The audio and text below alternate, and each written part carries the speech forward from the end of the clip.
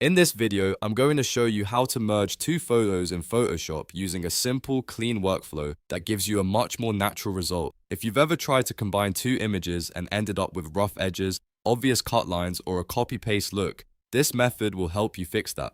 We'll stack the layers, isolate the subject, refine the edges, and then ground the object so the final blend looks believable and professional. And before we jump in, if this tutorial helps you out, please hit the like button and subscribe for more easy Photoshop guides. Alright, let's get started. First, open your main background photo in Photoshop. This will be the image that everything else gets placed into. Once your base photo is open, go up to the menu bar, click File, then choose Place Embedded. Select your second photo from your computer and click Place.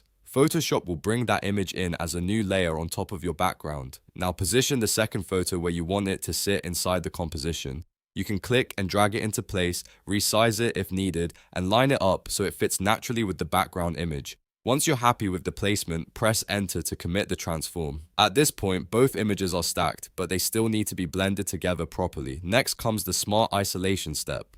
Instead of manually guessing where to cut out the subject, Photoshop can detect it for you. Click on the top image layer in the Layers panel so it's active. Then look for the floating contextual taskbar. On that taskbar, click Select Subject. Photoshop will analyze the image and automatically select the main subject for you. Once the subject is selected, click the mask icon on that same taskbar. This is the small rectangle with a circle inside it. When you apply the mask, Photoshop hides the background of the top photo and keeps only the subject visible. You'll see a black and white mask thumbnail appear in the Layers panel, which means the subject is now isolated. White shows what is visible, and black hides what you don't want to see. Now we move into the perfect edge brush technique. This is where you make the merge look much smoother and more realistic. Select the standard brush tool by pressing B on your keyboard, then right-click anywhere on the canvas and set the hardness to 0%. This gives you a soft brush edge, which is important because hard edges can make the cutout look fake or too sharp. After that, check your foreground and background color swatches at the bottom of the left toolbar.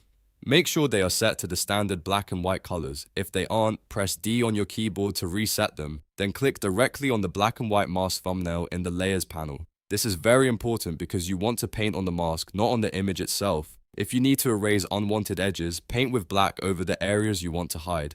If you accidentally remove something important, switch to white and paint it back in. This is the beauty of masks. Nothing is permanently deleted, so you can fine-tune the blend as much as you want. Take your time here and clean up any rough outlines, awkward leftovers, or areas that don't belong in the final composition. Now let's finish with the pro touch that really sells the merge. If you want your subject to look grounded instead of floating on top of the other image, you need to match the contact boundary. Set your brush opacity to 30% using the top options bar. Keep your brush color set to black, then lightly tap and skim along the very bottom edge where your subject touches the background photo. This small detail makes a big difference. By making that lowest edge slightly transparent, some of the background texture can bleed through naturally, whether it's grass, pavement, sand, or fabric. That subtle blending helps both images feel like they belong in the same space. It's one of the easiest ways to make a composite look realistic instead of edited. At this point, you can zoom out and inspect the full result. If the merge looks clean, the edges are soft, and the subject feels anchored into the scene, then you've done it right. You've successfully merged two photos in Photoshop using layers, masks, subject selection, and soft brush refinement. If this tutorial helped you, don't forget to like the video and subscribe to the channel for more Photoshop tips, editing tricks, and beginner-friendly tutorials. Thanks for watching, and I'll see you in the next one.